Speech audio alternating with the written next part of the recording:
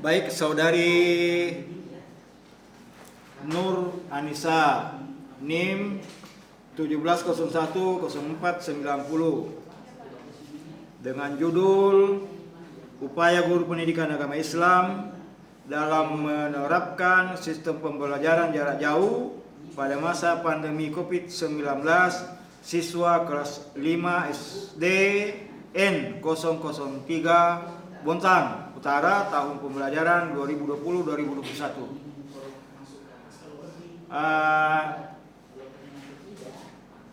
Pada kesempatan kali ini langsung ya, silakan memperkenalkan diri dan menyampaikan isi proposal skripsinya sampai bab 2, mulai bab 1 sampai bab 2. Silakan dimulai. Assalamualaikum warahmatullahi wabarakatuh. Waalaikumsalam warahmatullahi wabarakatuh. Terima kasih untuk Bapak dosen penguji. Cara menyampaikan ini assalamualaikum kemudian yang terhormat para tim penguji dan Ibu Murni sebagai ketua. Assalamualaikum warahmatullahi wabarakatuh. Yang terhormat kepada tim penguji, Ibu Murni, SPDI, MPD selaku ketua sidang. Yang kedua, DRS Haji Muhammad Misbahul Munir. Enggak ada Muhammadnya, Dr. Andes Haji Misbahul Munir, MPD selaku sekretaris. Yang ketiga, Bapak Muhammad Iksan, MPD selaku anggota. Dan yang keempat, Dr. Andes Muhammad Aslam, SPD MA sebagai anggota. Dan yang kelima, Pak Zulkifli, SPDI, MPD sebagai anggota. Dan yang terakhir kepada Ibu Minarsi, SE, MPD sebagai anggota. Langsung jelaskan. Kamu sebutkan judulnya, kan biasa urutannya. Nama saya ini, kemudian akan menyampaikan.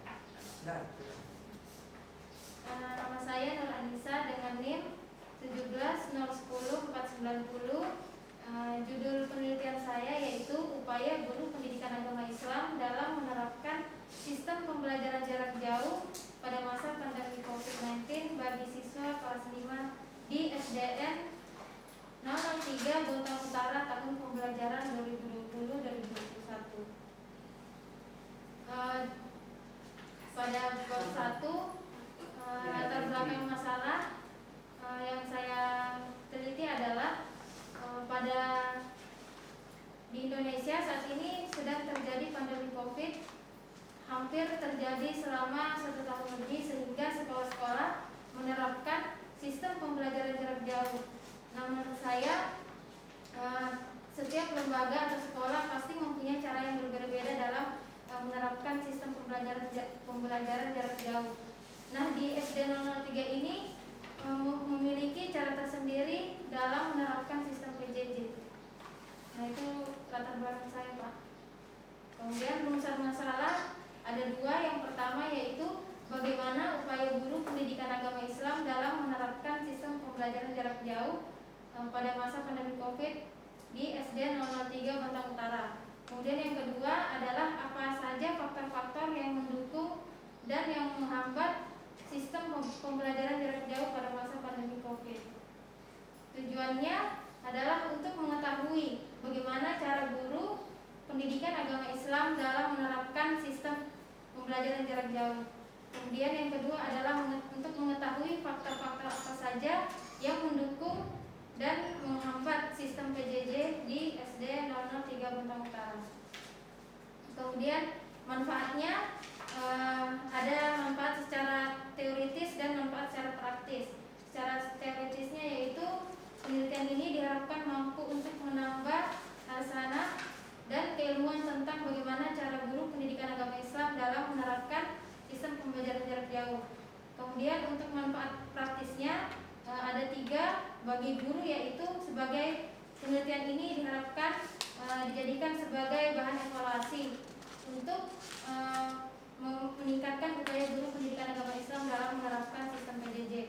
Kemudian untuk sekolah, penelitian ini dapat dijadikan suatu proses mencari pembaruan dalam menerapkan sistem PJJ. Kemudian untuk peneliti bisa dijadikan referensi untuk mengetahui kendala-kendala apa saja yang dihadapi oleh guru bahkan sekolah, sehingga hasil penelitian ini dapat dijadikan sebagai dapat dikembangkan secara optimal.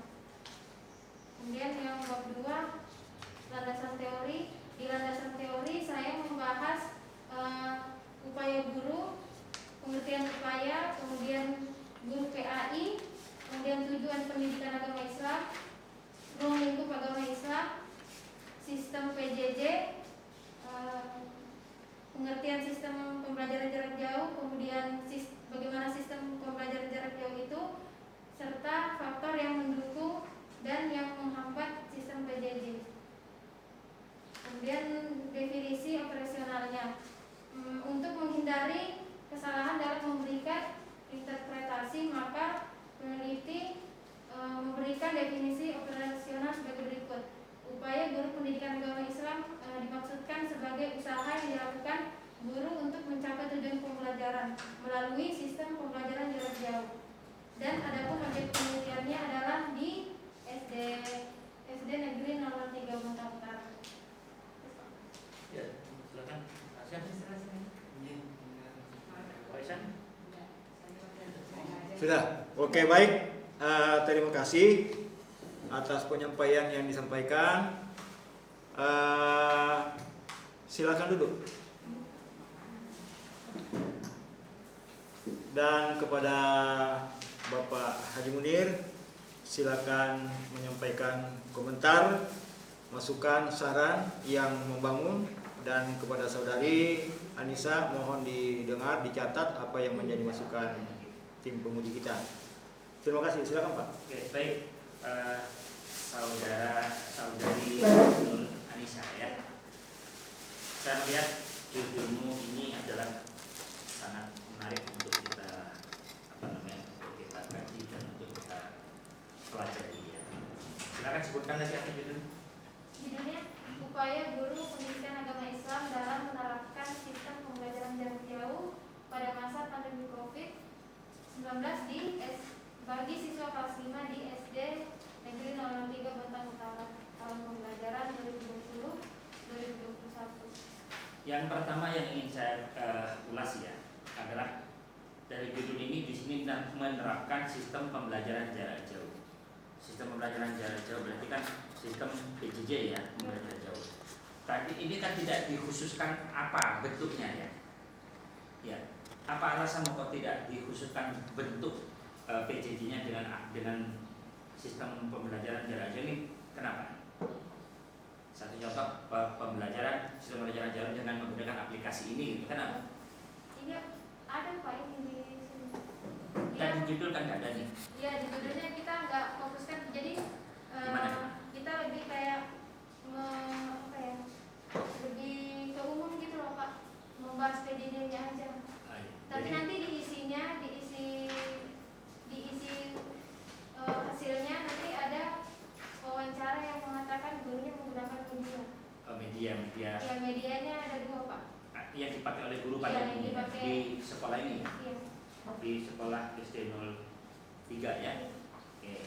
Baik, berarti di sini ada PJJ-nya yang dilihat ya, ini Iya, ya, Pak. pembelajaran jarak jauhnya ya.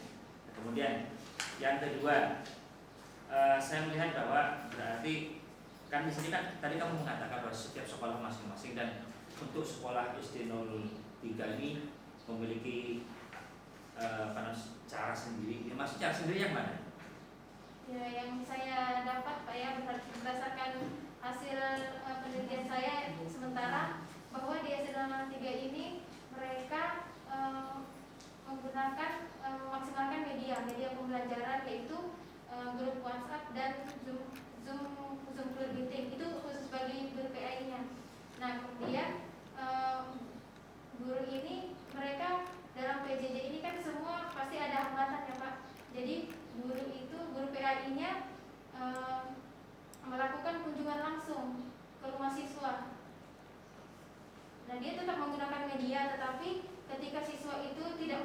fasilitas atau misalnya kuotanya habis, guru itu juga guru PAI tetap ingin siswa itu ikut belajar gitu Pak, ikut tetap belajar dengan melakukan kunjungan langsung. Itu masuk PJJ atau bukan kalau dikunjungi? Ya. Kalau dikunjungi masuk PJJ atau offline? Offline. Hah? Berarti nggak PJJ dong? Ya kan? Ya, itu cara maksudnya cara gurunya agar siswanya tetap ikut PJJ Pak. Tapi kalau caranya gurunya dalam menerapkan sistem PJJ ya menggunakan aplikasi dengan memaksimalkan media pembelajaran. Mungkin kamu perlu menjawab begini, ya. Kalau ada pertanyaan seperti ini, yang kamu harus arahkan gini, bahwa guru agama itu menggunakan sistem PJJ, tetapi ketika ada siswa yang tidak hadir, tidak mengikuti PJJ, kami gurunya itu mengunjungi si siswa, mempertanyakan kenapa dan mengapa, gitu kan. Kemudian, oh ternyata karena kesulitan ini, maka langkah yang dilakukan oleh guru begini, gitu ya. Jadi tetap kalau kamu jawab itu kan, kalau terusan jawabanmu tadi kan akhirnya terkesan bahwa oh berarti offline dong, namanya langsung dikunjungi kok, ya kan? Nah ini, oke, nanti dibaikin ya kalau misalnya cara menjawab menguraikan. Makanya ini kan wawasan ya, wawasan harus sampai ke sana. Kemudian yang berikutnya, ini pada bab 1 ini saya tadi sudah mendengarkan tentang latar belakang. Jujur secara tulisan, tata letak tulisannya sudah bagus. Ya sudah, ini belum sudah skripsi, siap ujian sudah ini. Ya, ini untuk ininya aja bisa mendapat A ini kalau orang ini. Ya, sistem penulisannya ini. Nah, sistem penulisannya sudah bagus. Ya. Nah, ini greget Pak. Kalau Gregetannya bagus. Iya bagus berarti. Kalau Dana gregetnya kurang tapi pintar bikin kopi. Iya. Barusan Dana ada bikin kopi ini. Iya. Kopi Kopi ini kopi. Tadi kan grogi Bu, jadi suruh buat kopi. Ganti biar kerja untuk bikin kopi. Berarti bikinkan kopi juga ya? Iya. Nah, oke saya lanjutkan ya, Mbak ya. Nah, saya melihat lagi, ini udah bagus ya. Tapi ada satu ini yang saya sarankan untuk penulisan ayat Al-Quran. Nah, ini yang harus dipahami ya. Sebaiknya jangan ditulis di nanti pendahuluan, di latar belakang. Ayat Al-Quran halaman 2, halaman 3, halaman 2 itu kan ada ayat Al-Quran ini. Itu hendaknya dimasukkan, ayat Al-Quran itu dimasukkan di bab 2 Di landasan teori Pak. di landasan teori ya. Lalu nanti dihilangkan di bab 1. Kenapa? Ya. Kenapa? Karena ini kalau sampai kamu menyentuh ayat, ini kan masuk bagian yang dianggap ayat ini dianggap bermasalah kan. Nah, karena di sini kan berumusan, nanti kan ada rumusan masalah. Ya. Nah, supaya tidak terjadi, walaupun itu tidak mungkin kita berpikir begitu, tapi supaya tidak mendapatkan suatu keracunan itu hendaknya dipindah ke landasan teori ya. Ini ya. Kemudian cara menulisnya pun, ini udah di sini kan udah benar ya, Al-Quran terjemah. Ini kalau kamu memang tahu penerbitnya, dia kan sama Al-Quran terjemah nih ya, di catatan kaki ya. Boleh tulis, tapi tulisnya gini, ya. Di sini kan ya, catatan kaki 1 sama ya. Di situ tulis aja Departemen Agama, karena kan Departemen Agama yang menguasai, yang berhak terhadap Kementerian Agama, tulis Al-Quran terjemah, kemudian tahunnya, ya, kemudian ini yang disebutkan nanti adalah kota di mana terbitnya buku itu dicetak, kemudian masuk di situ penerbitnya apa, sama CV Bandung, CV Toha Putra, kemudian tahun, ya, kemudian termasuk di situ kan itu dalam kurung ya, kemudian nanti titik, kemudian halaman, ya, betul titik baik, nah, ya, halnya itu pakai huruf kecil. Nah ini itu boleh ditulis, tapi di sini untuk terjemah tidak boleh ditulis di sini, Mbak. Di sini Mbak Jaya, terjemah tidak boleh ditulis di tulisan ini. Terjemah itu nanti ada pada lampiran. Ya. Jadi langsung begitu ayat yang tertulis langsung tidak terjemah dijelaskan berdasarkan ayat ini, ya. Kemudian dijelaskan maksud dari ayat tersebut dijelaskan, ya. Nah, berdasarkan ayat di atas, guru pendidikan agama, pendidikan Islam memegang peran penting, nah itu ya. Ya, itu ya. Kemudian ini nanti saya melihat kata Islam itu harus pakai insan. Kapital ya. Insan. Kemudian nanti yang koreksi hurufnya langsung. Tapi kan saya pas lihat di sini langsung, jadi saya langsung ingatkan ya. Nah, ini yang kedua. Yang ketiga, untuk rumusan masalah. Nah, di sini ya, rumusan masalah upaya guru pendidikan agama Islam. Di sini berarti bagaimana upaya guru pendidikan agama Islam dalam menerapkan ya. Ya, dalam menerapkan sistem ya. Ini oke. Yang kedua, faktor apa saja yang dapat mendukung dan menghambat proses penerapan sistem pembelajaran jarak jauh pada semuanya. Tidak masalah, tujuannya oke. Nah, sekarang saya mungkin ingin minta supaya manfaat itu ditambah. Manfaat penelitian ini kan bukan hanya pertama bagi peneliti secara teoritis sudah cukup ya. Jadi peneliti diharapkan mampu menambah hasanah bagi keilmuan ya tentang bagaimana upaya guru ya keilmuan yang teoritisnya. Kemudian manfaat untuk guru yang dimaksud guru PAI mana nih? Pokoknya seluruh guru ya, betul ya? Ya oke, nggak masalah. Untuk sekolah untuk kampus apa? Ada nggak untuk kampus? Untuk peneliti apa? Kalau untuk peneliti di sini saya jelaskannya untuk referensi. Hah? Sebagai referensi. Iya. Kalau untuk kampus apa? Nah itu mungkin ditambahin. Sampai perlu ditambah sama untuk kampus apa? Ini bermanfaat enggak untuk masyarakat? Mbak mungkin perlu ditambah ya untuk guru dimaksud ya.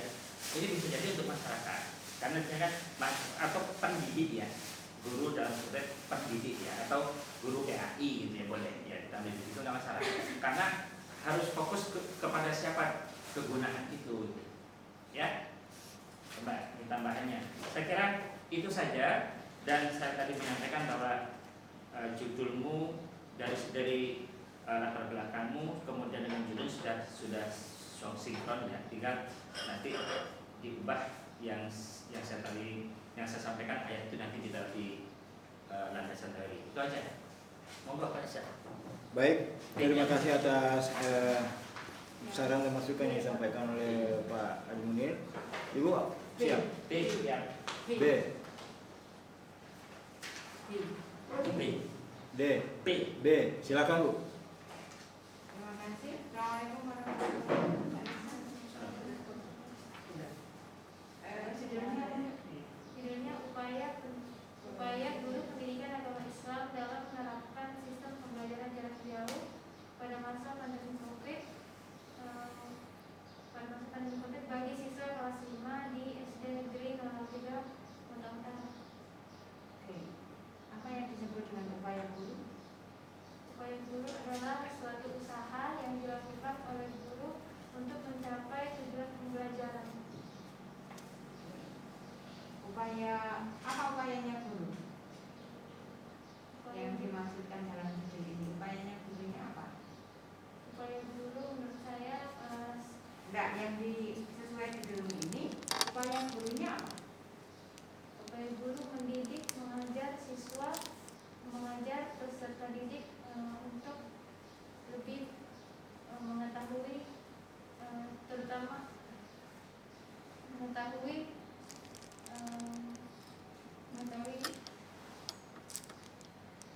ilmu yang diajarkan. Jangan rancu. Tenang. Maksudnya Ibu, di sini ada upaya guru pendidikan agama Islam dalam menerapkan sistem pembelajaran jarak jauh. Yang Ibu tanyakan upaya gurunya itu apa dalam pendidikan? Upaya guru adalah upaya guru sebagai mediator dan fasilitator. Nah, ini kan ada menerapkan sistem pembelajaran jarak jauh. Upayanya yang ditulis di dalam penelitian itu apa? Setelah melakukan penelitian, upaya-upaya gurunya itu apa? Upaya guru melakukan 3 tahapan. Selama PJJ, upaya-upaya yang dilakukan guru PAI adalah melakukan 3 tahapan, yaitu yang pertama persiapan, kemudian pelaksanaan, dan yang ketiga adalah penugasan. Bu, bisa diberikan contoh persiapan? Menurut penelitian saya yang saya dapatkan adalah guru pendidikan agama Islam ini sebelum memulai pelajaran PAI, khususnya pelajaran PAI adalah dia mengirim link Zoom kepada siswa sekitar 10-20 menit sebelum pembelajaran dimulai. Jadi siswa itu bisa bersiap-siap untuk mengikuti pembelajaran. Dan kemudian tahap pelaksanaannya adalah saat mengajar menggunakan media itu. Nah, kemudian yang terakhir adalah penugasan. Jadi guru PAI ini, dia sedang 03 ini dia jika ada siswa yang tidak mengikuti pembelajaran dari awal sampai akhir, maka guru itu setelah itu dia akan menghubungi siswa tersebut. Kemudian tugas-tugas yang materi dan tugas yang disampaikan tetap bisa ke guru. Iya, jadi dipastikan siswa itu tetap mengikuti pembelajaran walaupun dia tidak mengikuti link yang dikirim oleh gurunya. Jadi ada 3 tahap selama upaya itu. SD 03 itu mana? Di Matangkari, besarnya Parikesit. Ibu sudah tahu maunya aja. Kalau misalnya tidak sampai sana, menceritakan teman. Berapa kali bisa ke sana? Selama penelitian sudah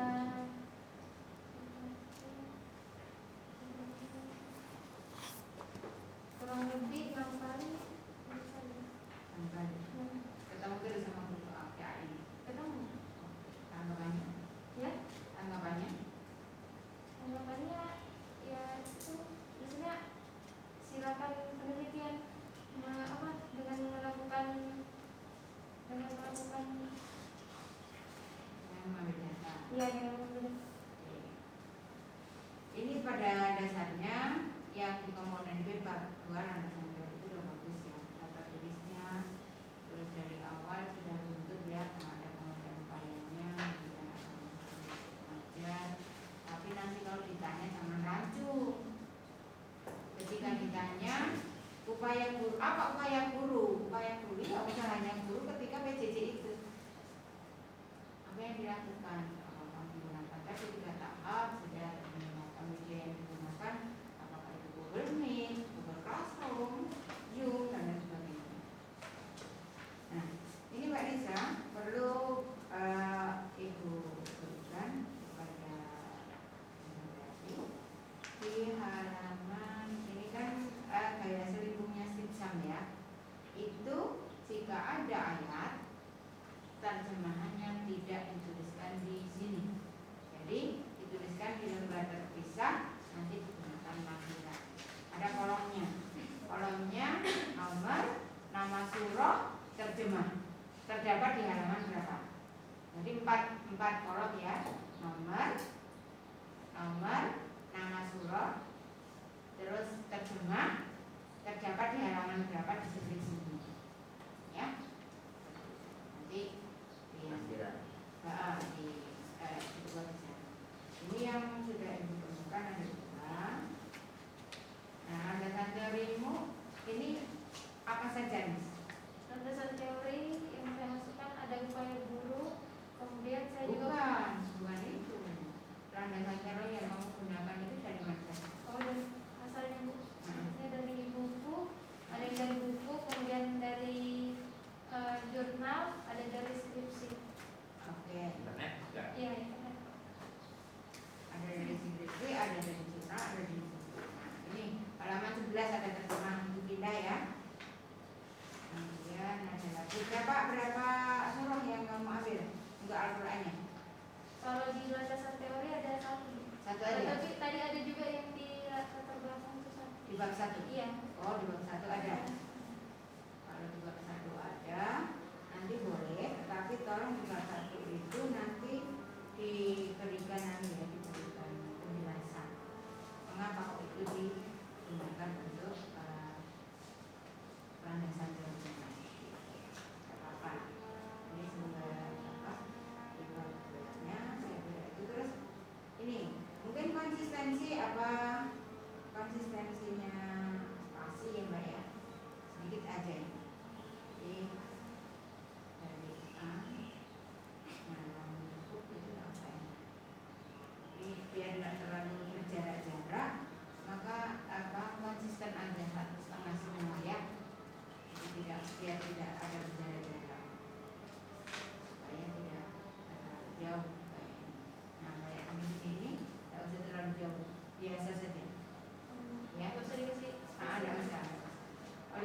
masing-masing nanti jelek kelihatannya.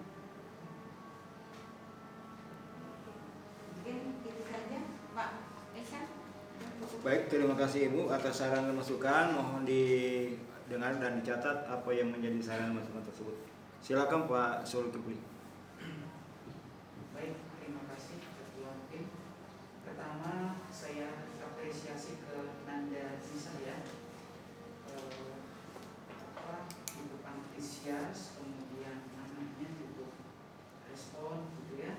Nah, ini dalam rangka penyempurnaan karya ilmiah memang idealnya harus dibaca berulang-ulang ya. Harus dibaca berulang-ulang dan memang tidak ada karya ilmiah yang sempurna gitu ya.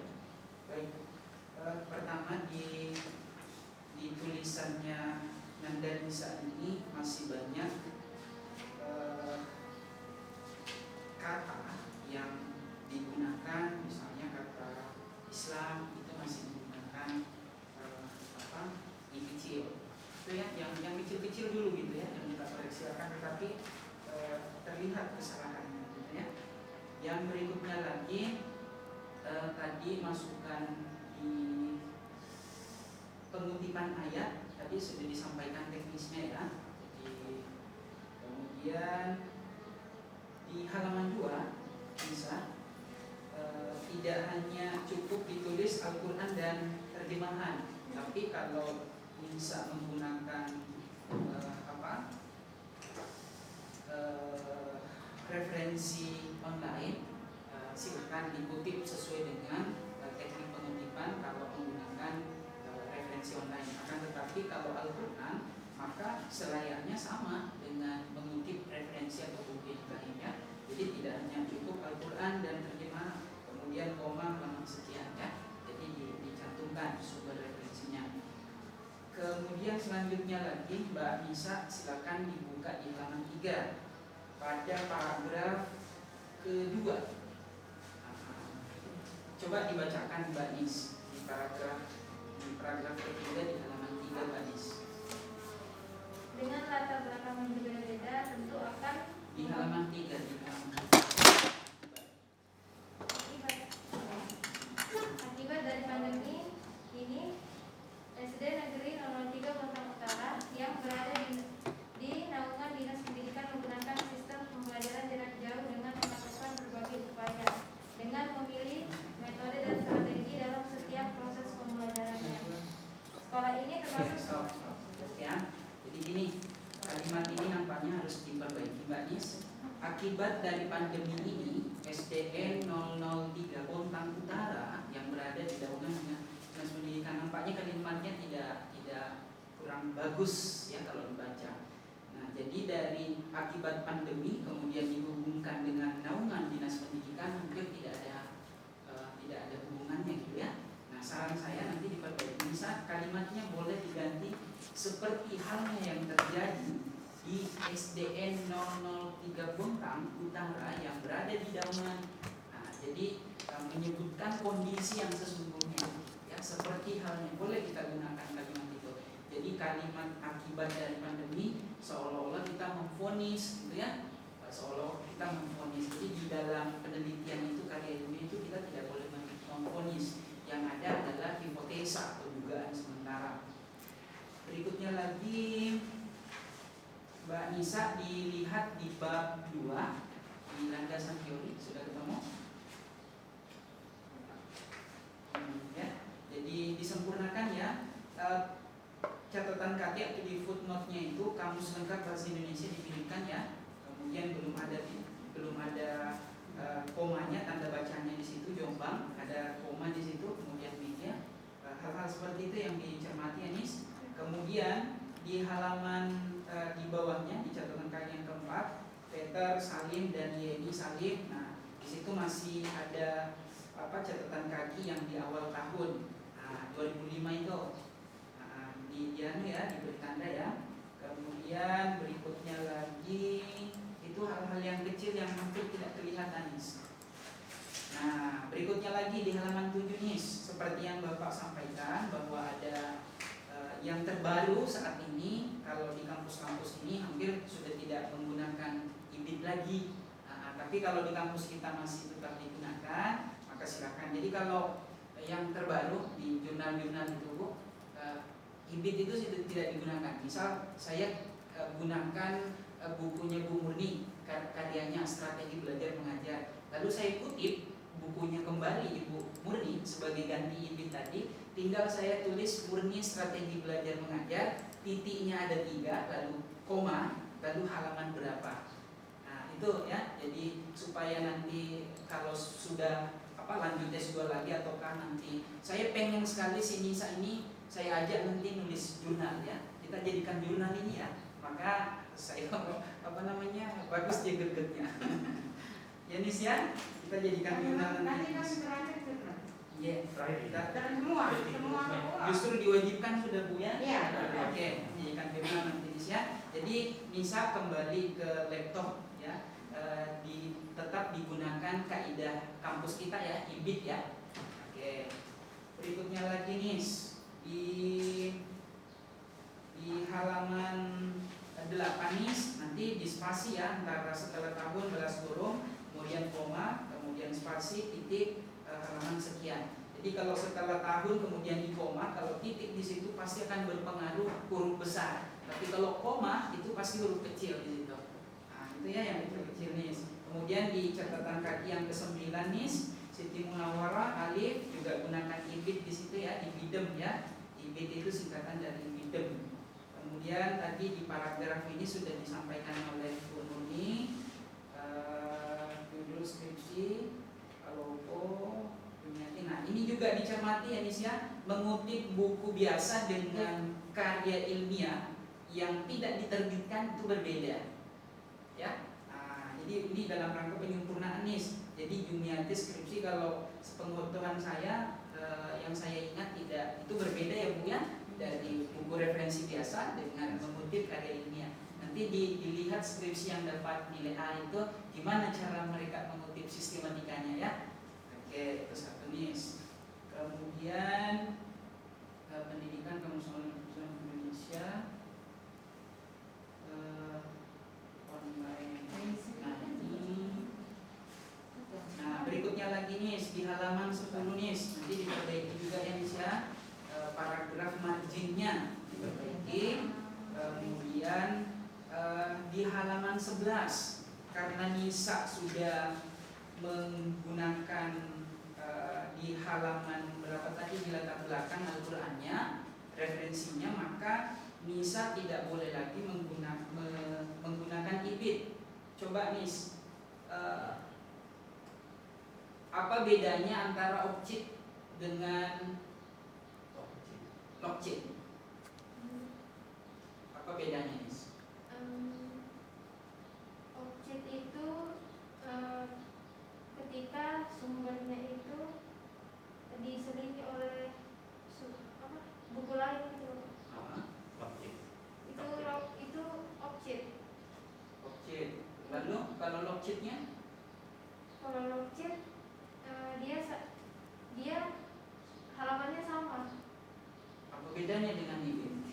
Nah nanti dikaji itu ya, dipahami betul ya perbedaannya. Jadi Mbak Nisa nanti gunakan kaidah logit atau objek di sini ya. Oke, berikutnya lagi nih di halaman 12 nih, dirapikan juga ya. Itu ada sejarah kebudayaan Islam. Sayang kalau tidak disempurnakan tulisannya ya, di bagian poin E. Kemudian supaya rapi nih, supaya tidak terkesan teksnya ini, cari saja kalimat yang sekiranya bisa menambah paragrafnya ke bawah. Begitu cara menulis ya, supaya tidak terkesan ini. Kelebihannya nih, itu bisa mengurangi tingkat plagiasi kita. Ya, jadi Nisa boleh mengutip pendapatnya orang, syaratnya harus dicantumkan pendapatnya siapa, ubah redaksinya gitu ya, tapi maksud dan tujuannya itu sama, redaksinya yang berbeda. Gitu ya Nis ya. Oke, berikutnya lagi Nis dan kawan-kawan jurnal. Nah, ini ada di halaman 13, catatan kaki footnote ke-24 juga diperbaiki ya. Sepengetahuan saya bukan kalau ngutip di jurnal itu bukan tidak lagi dimiringkan judulnya, bukan judulnya yang dimiringkan. Nanti dicek lagi ya. Tapi nama nama jurnalnya yang mirip. Nanti disesuaikan dengan gaya selingkuh kita di kampus kita ya. Oke, berikutnya lagi sama dengan ini ya Nis ya, di halaman 16 juga sama, gunakan digit saja ya. Baik, dari digit. Itu mungkin Nis masih banyak yang harus diperbaiki kecil-kecil ya, yang ini nanti kita sambil diskusikan ya. Jadi pertama bisa cukup serius dan sungguh-sungguh. Saya kembalikan ke ketua tim. Terima kasih. Baik. Sebentar ya. Ini juga, ini perlu ini. Masuk kontemplasi. Nggak bisa nambah subscribernya ini. Saudari Nur Anissa harus lulus cum laude. Yang saya mau tahu ini yang saudara tulis dan kutip ayat Quran surah Al-Mujadilah ayat 11. Apa bacanya ini yang pertama? Ditulis, dilihat halaman 10.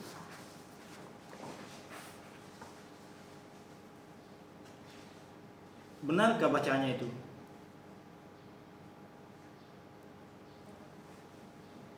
Benar. Apa bacanya itu yang pertama? Ini bacanya ayyuhallazina amanu idza qila lakum tafassahu bil majalis. Ini hati-hati ya. Karena saudari mengutip ayat seperti ini, kalau salah satu huruf, pernah saya kirim buku dicetak di Jakarta, hurufnya terpisah, salah tulis, ini dibayar 500.000. Itu satu huruf 500.000, kalau 2 1 juta ya, itu nilainya tidak apa-apa. Tapi kalau ini dikutip orang, sekian puluh tahun kesalahan itu ada. Ini aiha, bukan ya ayyuhalladzina amanu ya. Nah makanya hati-hati mengcopy ayat itu ya, aiha. Jadi bukan ya ayyuhallazina amanu, tapi ayyuhallazina amanu. Fatal, ini satu huruf fatal ya, no. Meskipun lulus cum laude tapi ayatnya salah, itu bisa fatal sampai hari kemudian. Apalagi kalau dikutip nanti adik-adik tingkatnya, kakak tingkat saya salah ayatnya. Itu ya, diperbaiki ya. Oke, kemudian saya tidak perlu melihat ini karena saya lihat sepintas tadi luar biasa. Dan saya tidak gatal tangan saya untuk tidak melanggar. Oke, saudari coba ungkap apa yang menjadi metodologi penelitian saudari. Jenis penelitian yang saudari pilih apa? Jenis penelitian kualitatif, Pak. Apa itu? Jenis penelitian yang bersifat deskriptif. Apa bedanya dengan kuantitatif? Kuantitatif penelitian yang hasilnya itu menggunakan angka. Oke. Saya teringat seorang profesor pernah ditanya 2 kata antara, apa bedanya, bahasa pertanyaannya begini, apa bedanya antara falsafah dengan filsafat? Kalau kita menyimak sepintas lalu, falsafah dan filsafat sama, tapi pada dasarnya beda, sumbernya beda. Falsafah itu berasal dari nilai-nilai luhur bangsa, kalau filsafat berdasarkan akal manusia. Nah, kalau penelitian kualitatif dengan kuantitatif sudah mampu bedakan, berarti saudari sudah menjadi profesor. Ya, karena sudah mampu bedakan. Apa juga tadi profesor membedakan antara filsafat dengan falsafah. Kemudian setelah jenis penelitian itu tentu ada sumbernya ya, sumber data. Sumber data yang saudara gunakan apa? Sumber data primer dengan sumber data. Apa itu? Data primer itu data inti, Pak. Oke. Kemudian sumber data setelah ada, teknik pengumpulan data. Teknik pengumpulan datanya? Teknik pengumpulan data menggunakan 3 metode, yaitu wawancara, observasi yang Oke, kalau teknik analisa data, Teknik analisa data, reduksi data. oke, baik ya. Jadi di yang tadi yang fatal itu ya mohon di ayatnya mau di. Kemudian yang terakhir nggak panjang lebar karena sudah jadi skripsi. Mengenai uraian tentang pembahasan hasil penelitian. Kan di sini ada upaya, kemudian di sini benar sudah judulnya upaya guru pendidikan agama Islam dalam menerapkan sistem pembelajaran jarak jauh. Di sini ada hasil observasi. Mestinya ada di sini dulu langkah-langkah yang dilakukan oleh guru dalam melaksanakan pendidikan, melaksanakan pembelajaran jarak jauh. Apa saja? Langkah yang pertama itu melakukan persiapan, kemudian melakukan proses pelaksanaan pembelajaran jarak jauh, kemudian ada hasil evaluasinya. Nah, nanti ini hasil pengamatan dimasukkan ke di dalam uraian itu, ya, dalam uraian itu. Kemudian dan semuanya sampai itu diuraikan ya. Kemudian faktor yang mendukung. Di sini kembali lagi hasil observasi. Itu faktor yang mendukung, coba lihat di sini ya, faktor yang mendukung di kajian teorinya. Faktor penunjang atau faktor penunjang yang sistem pembelajaran jarak jauh. Di situ ada proses pembelajaran jarak jauh, ini dapat diikuti oleh siapa saja dan di mana saja. Berarti pelaksanaan pembelajaran jarak jauh itu mudah diikuti. Itu diurai. Ini yang diurai, benar nggak kajian teori ini? Kajian teori inilah kemudian diurai dalam bentuk dalam bentuk uraian analisanya, dipadukan dengan hasil penelitian yang kita peroleh. Nah, baru jadi skripsi itu. Ya. Nah, kalau secara sistem penulisan luar biasa ada ini ya. Justru saya belum buka ini tadi sudah kasih nilai. Ya, sudah kasih nilai. Jadi jangan mau kalah yang lain ya, jangan mau kalah sama Syarif Al-Qadri itu ya. Yang bisa lulus bagus semuanya. Itu ya, jadi uraiannya itu lebih rinci ya di hasil pembahasan, karena yang ditunggu orang itu di hasil pembahasan atau pembahasan hasil penelitian. Itu diurai ya, diurai langkah-langkah yang dilakukan. Upaya itu berarti isinya di dalam langkah-langkah, turunannya upaya itu adalah langkah-langkah. Langkah-langkah yang dilakukan oleh guru dalam melaksanakan pembelajaran jarak jauh apa saja?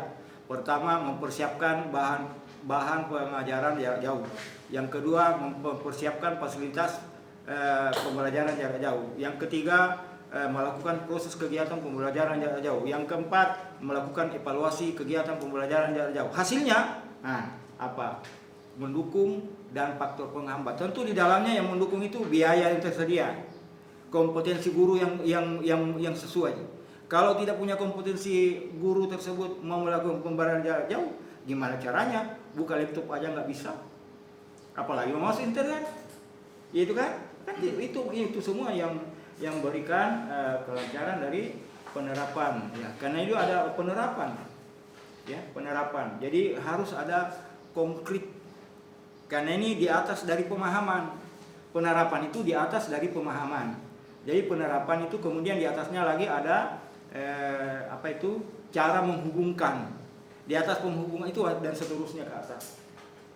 Saya kira itu yang bisa saya sampaikan, dan apa yang menjadi saran tentu memang ya kita jangan merasa diri bahwa apa yang kita buat itu sudah tidak bisa lagi diubah. Jangan ya. Justru kita harus selalu siap melakukan perubahan. Karena perubahan itulah identitas kita untuk mencapai suatu kemajuan. Tanpa perubahan, tanpa siap melakukan perubahan, maka itu tertinggal dan tergilas zaman. Oke, saya kira itu yang bisa kita sampaikan, dan kepada Bapak dan Ibu mungkin masih ada masukan yang tertinggal. Saya mungkin sedikit Pak, Ya. sebagai penguatan karena terakhir ya Pak ya. Masih ada 2 orang. Jadi tadi menarik supaya Bapak ingat, tadi pertanyaan-pertanyaan Bu Murni itu pertanyaan menjebak yang kadang-kala bisa mengurangi nilai kita. Jadi ini acuannya ketika menjawab pertanyaan apapun itu jangan sampai keluar dari apa yang kita tulis, ya, gagasan dari apa yang kita tulis. Jadi maka selalu ibu katakan tadi, hati-hati, jangan ngambang, jangan ibarat mencret. Intinya kamu fokus apa yang kamu tulis, itu yang kamu sampaikan, ya. Itu strateginya pada saat ujian nanti, ya. Oke, nggak usah mengatakan berpikir yang lain. Intinya apa yang tertuang di tulisan kita itu yang kita jelaskan. Ya Nis, ya. Oke, terima kasih Pak. Baik, terima kasih atas saran dan masukan dari Bapak dan Ibu penguji proposal skripsi pada kesempatan kali ini. Dan kepada saudari sebelum ditutup, saya menyampaikan dan mengingatkan kembali bahwa ujian proposal ini mau kita dicaci, mau diapakan, itu diikuti apa adanya, karena ini ujian proposal menuju ujian skripsi. Jadi loncatan menuju ujian skripsi. Artinya ujian proposal ini hanya mengukur dalam arti sementara.